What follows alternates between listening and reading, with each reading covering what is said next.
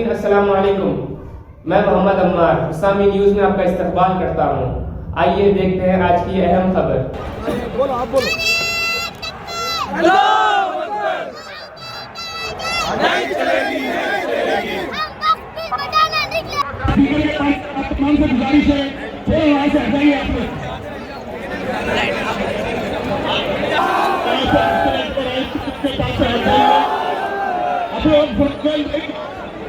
अरे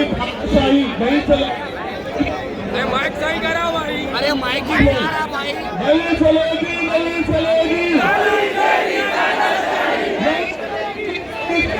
मोदी तेरी तानाशाही।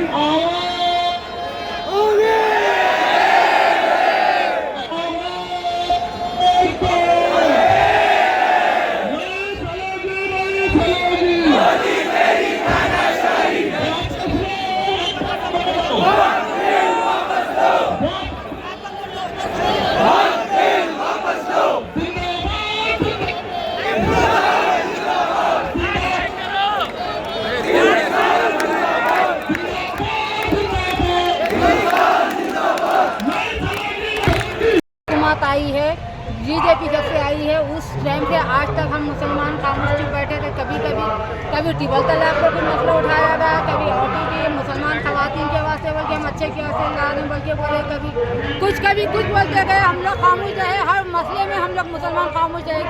वो लोग समझ ले रहे हैं, योगी अमित शाह मोदी सब यही समझ कि हम मुसलमान कभी हमेशा चोर दरवाजे से आया ये लोग।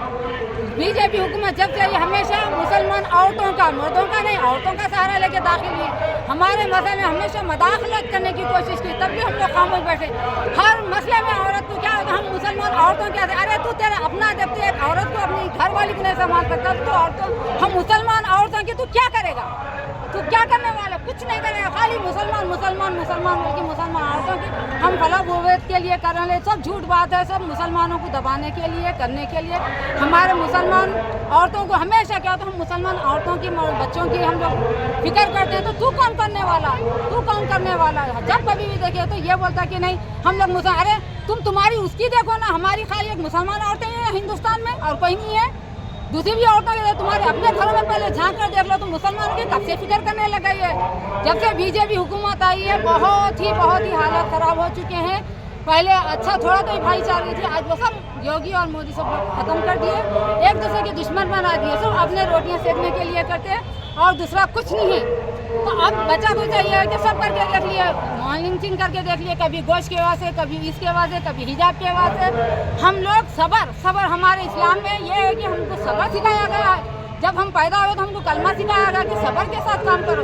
यूँ हम आज तक सबर करते रहे। अरे तुमको क्या फिक्र है भाई, हम हिजाब ओढ़े या कुछ ओढ़े और मर्दों जुल्म करते, तो आके देखा तो अपनी एक भी को संभाल ले सकता, तो वो हमारी औरतों की फिक्र कैसे करने लग गया। सब रंडे बैठे हुए, चाहे अमित शाह योगी रहने दो या मोदी रहने दो, तो उनको औरत का क्या मालूम, एहसास क्या है, अपनी औरत का क्या मालूम है। आज गरीब आदमी, मुसलमान को तो तू छोड़ दे, आज गरीब आदमी कितनी तकलीफ से गुजारा कर रहा है उसको पता है। एक ऑटो वाले से पूछो, एक दिन भूखे प्यासे मारे इसकी हुकूमत में। सिर्फ धोखा, मक्कारी और अय्यारी से मुसलमानों को ये धोखा देने की कोशिश करा और दूसरा कुछ नहीं है। हम लोग खामोश हो गए, ट्रिपल तलाक के वजह से हम चुप हो गए। हर मामले में आज 3 बीवी कौन रख रहा, 4 बीवी कौन रख रहा, बात करें कि हलाला। अरे अपने घरों में देखो हलाला किसे कहते हैं, हलाला ये अपने उसमें रह करके एक शादी करके तुम लोगों ने कहते 50 बाहर की रखते। मुसलमान ऐसा नहीं करता, उसको मालूम है हराम क्या है, हलाल क्या है। झूठ पे इतने झूठ पे मबनी, हर मामला झूठ पे ठहर के ये बोलता है कि ये कर दिए वो कर दिए। मुसलमान क्या करा मुसलमानों के से? आज देखिए मुसलमान को तो अब तू छोड़ ही दे हमारी फिक्र करना, तू कौन करने वाला? हमारा अल्लाह है वो। एक मामूली बिल्किस बानो को तो इंसाफ नहीं दिला सका तुम्हारी हुकूमत, तो तुम क्या खाक हमारा मुसलमानों का भला करेंगे? हमारी सरजमी है, हमारे बड़े आज़ाद यहाँ पर दफन है, उन लोग की बदौलत आज तुम लोग है। हमारा चाहिए था हम भाई चौथ हम सेलेक्ट करें कि हम हिंदुस्तान है ना हमारे बड़े, तो तू आए कि नहीं हिंदुस्तान छोड़ गया, क्यों जाए भाई? तुम लोग का क्या कुर्बानियाँ क्या है ये बताओ। हमारे मुसलमान जितने भी आज कुर्बानियाँ दी हमारी मुसलमानों की बदौलत है। अगर कुर्बानियों का बदला है जो आज तुम लोग भी है। आज रोड पर निकले हैं, इकट्ठा हुए हैं, सब वक्फ बिल के खिलाफ कह रहे हैं और वक्फ बिल को इम्प्लीमेंटेशन में नहीं आने देंगे। डायरेक्ट अटैक है मुसलमानों पर, मुसलमानों की प्रॉपर्टी पर। वो दिन दूर नहीं है जब ये बिल इम्प्लीमेंटेशन में आ जाएगा, जब मस्जिदों और मदरसों पर और ईदगाहों पर डायरेक्ट अटैक होगा और हमको कहा जाएगा कि निकलो। हम ऑलरेडी बाबरी मस्जिद की शहादत दे चुके हैं और अब वो वक्त नहीं रहा कि हम घरों पर बैठकर इस बारे में बात करें। अब रोडों पर निकलकर इसके खिलाफ आवाज देने की नौबत आ चुकी है। जैसे यूपी को ऑलमोस्ट बुलडोजर सरकार बना दिया चुका है और ये हम एक डेमोक्रेटिक कंट्री में रह रहे, कोई मोनार्की नहीं चल रही यहाँ पे, मोदी सरकार नहीं है, जहाँ पर सब इक्वल है। तो जब सब इक्वल है तो मुसलमानों पर इतना जुल्म क्यों? और ये जो वक्फ बिल है ये सारे हमारे जो सारे बेसिक इक्वल राइट्स है और मुसलमान ये शरीयत पर डायरेक्ट अटैक है। तो आज हम जो भी यहाँ निकले हैं हमारी शरीयत और मुसलमानों के हुकूक को बचाने के लिए निकले। अस्सलाम वालेकुम वरहमतुल्लाहि वबरकातुहू। मैं हैदराबाद से Mohammed Muzaffar Ali Khan, ex corporator Azampura, contested candidate Malakpet constituency आपसे मुखातिब हूँ। आज का जो कॉल दिया गया था हमारे उस्मान अल हाजरी भाई और शेख अकबर की जानिब से, जिसको कांग्रेस पार्टी की सपोर्ट हासिल थी, इस रैली के अंदर मैं, मेरे दोस्त अहबाब, मेरी फैमिली के साथ, मैं अपने लेडीज़, मेरे बच्चियाँ, भतीजियों को सबको लेकर मैं इस रैली में आया था।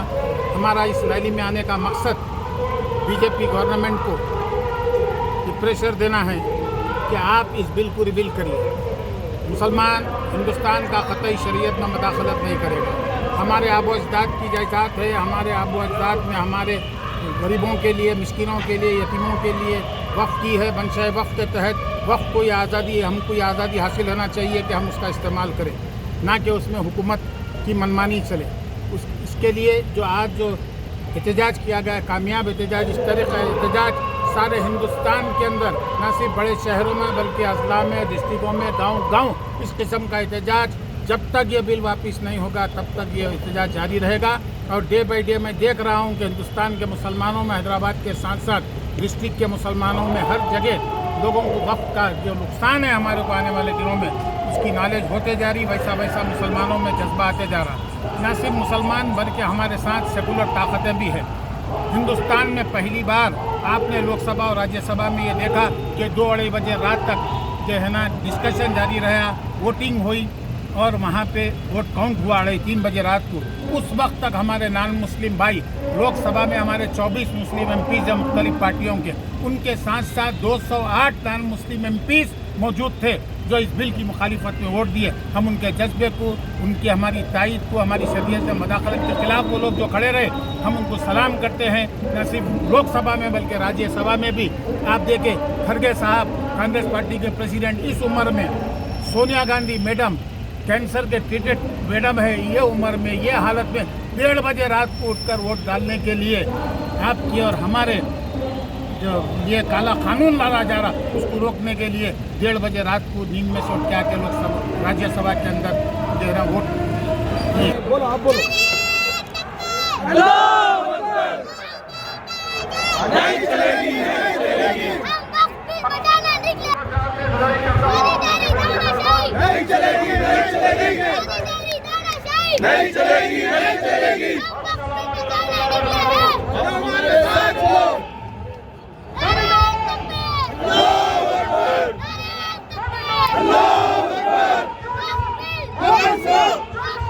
वापस लो, वापस लो। नहीं चलेगी, नहीं चलेगी।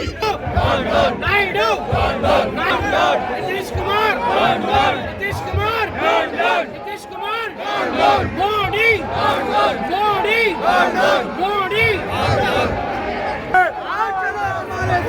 हम मुल्क बचाने निकले हैं, हम मुल्क बचाने निकले हैं, हम तुम्हारे साथ हैं। नारे तकबीर, नारे तकबीर, हिंदुस्तान, हिंदुस्तान। ये आज 13 तारीख बतौर एतवार हैदराबाद के मुसलमान यहाँ टाइम पॉइंट पर आए हुए हैं और यहाँ से हम केंद्र की सरकार को और तमाम भारत के राज्य सरकार को, पॉलिटिकल पार्टियों को कहना चाहते हैं, वार्न करना चाहते हैं, समझाना चाहते हैं कि मुसलमान इस देश में मुसलमान की बपौती है, ये हमारे बाप का देश है, ये किसी के बाप का देश नहीं है। आरएसएस बजरंग दल के बाप का देश नहीं है। आरएसएस की आइडियोलॉजी इस देश को तोड़ती है और मुसलमान की आइडियोलॉजी इस देश को बनाने का काम करती है। हमने इस देश को बनाया है, हमने इस देश को आजाद कराया है और किसी का बाप कोई केंद्र में बैठी हुई 400 पार भी अगर कर रहे थे नरेंद्र मोदी, तो आपकी इतनी हिम्मत नहीं है कि एक मुसलमान को आप कहीं डाल सकते। और एक चीज, अगर मुसलमानों का मस्जिद टूटेगा, मदरसा टूटेगा, तो भाजपा कार्यालय भी बचने वाला नहीं है, आरएसएस का कार्यालय बचने वाला नहीं है। और मैं आरएसएस, बजरंग दल, विश्व हिंदू परिषद को कहना चाहता हूँ कि कोई भी मुसलमान का छोटा बच्चा तुमसे नहीं डरता है और वक्त बिल वापस लेना पड़ेगा। नरेंद्र मोदी जी, अभी तो इस बैसाखी में नायडू और नीतीश पर लाया हूँ, इस देश का मुसलमान ऐसा टोटंकी करे तो जमानत जब्त और आपको सरकार से बेदखल करने। आपका नाम क्या है? मेरा नाम मोहम्मद फहीम एजाज है। आप कहाँ के रहने वाले? बिहार का रहने वाला हूँ। यहाँ मैं उस्मानिया यूनिवर्सिटी में पढ़ता हूँ ओपन से।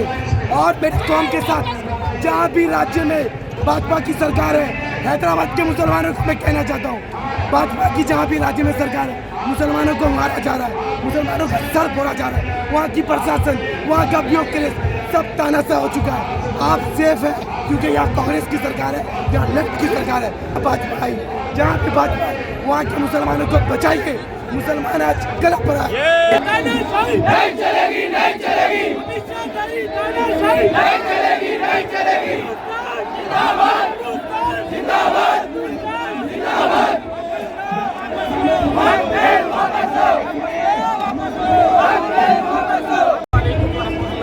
आज अम्बेडकर स्टैचू सागर के पास जमा होने की वजह ये है, जो हाल ही में हमारी गवर्नमेंट, जो हमारी इंडियन गवर्नमेंट है, वो जो बिल पास करे पार्लियामेंट में वक्त के खिलाफ में, जो कि हमारे बिल्कुल नाइंसाफ़ी है मुसलमानों के साथ, माइनॉरिटीज़ के साथ, तो उसको रिपील करने के वास्ते, उसको वापस लेने के वास्ते आज हम जो है मुसलमानों को टारगेट बनाया जा रहा है। एक के बाद एक बिल लेके आ रहे हैं, पहले एनआरसी बोले हैं, ऐसे जो है हज़ारों बिल जो है मुसलमानों के खिलाफ लेके आ रहे हैं। तो हम लोग की सबकी एक ही जो है ख्वाहिश है और एक ही जो हम लोगों का प्रोटेस्ट करने का एक ही मकसद है कि बिल वापस लेना और मुसलमानों के ऊपर से जुल्म खाली आना पाए। कहीं वो तो हर मुल्क में, हर सिटी में जो है मुसलमानों के ऊपर जो है साजिश की जा रही, ये साजिश को ख़त्म करना भाई। ये कभी वक्फों के सिवा ये वक्फों के खिलाफ जो है हर तरह से जो है मुसलमानों को जो अजियत दी जा रही, ये अजियत को ख़त्म कर दिया जाए। ये हमारे जो है सरकार से गुजारिश है। ये वक्त बिल जो है, आप लोग कहाँ से आए? आप लोग आया है, इसको जल्द से जल्द वापस ले और मुसलमानों को राहत दे। आप लोग किस मुकाम से आए? हम लोग जो है शाहपुर नगर जीडी मंडला से आए हैं। जीडी मंडला।